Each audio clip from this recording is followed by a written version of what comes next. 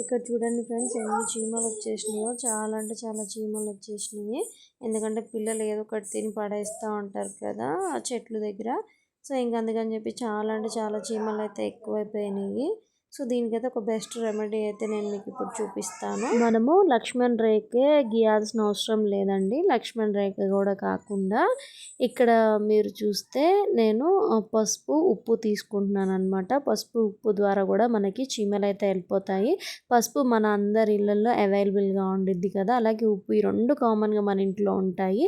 So అయితే ఒక spoon ఉప్పు తీసుకొని అలాగే ఒక స్పూన్ పసుపు తీసుకొని రెండు అయితే మిక్స్ చేయాలన్నమాట. మిక్స్ చేసి మనకి ఇవి చాలా యాంటీబయాటిక్ కదండి, అలాగే ఉప్పు ఈ రెండు వేయటం వల్ల చీమలు అయితే అవి అయిపోతాయి. చీమలు మెయిన్ రీజన్ ఏంటంటే ఎక్కువగా పిల్లలు ఏదో ఒకటి తినేస్తూ ఉంటారు కాబట్టి చీమలు అయితే మనకు జనరల్గా కామన్గా ఎక్కువ వస్తూ ఉంటాయి. సో ఇట్లా కనుక మనము యూజ్ చేసామంటే చూడండి మీ ముందు ఇప్పుడు వేస్తాను, అండ్ అలాగే అవి ఎలా వెళ్ళిపోయినాయి కూడా నేను మీకైతే చూపిస్తాను చూడండి. సో ఇప్పుడు చీమల మీద అయితే వేసేద్దాము. చీమల మీద వేసేస్తే మనకి వెంటనే వెళ్ళిపోతాయి. ఒక 2-3 మినిట్స్ టైం తీసుకొని అవి అయితే అక్కడ ఆ ప్లేస్లో అయితే ఉండవన్నమాట. చీమలు అయితే వెళ్ళిపోతాయి. ఇది ఒకసారి ట్రై చేయండి, చాలా best remedy. All the time మనకి లక్ష్మణ్ రేఖ అవైలబుల్గా ఉండదు, సో లక్ష్మణ్ రేఖ గీయాల్సిన అవసరం లేదు.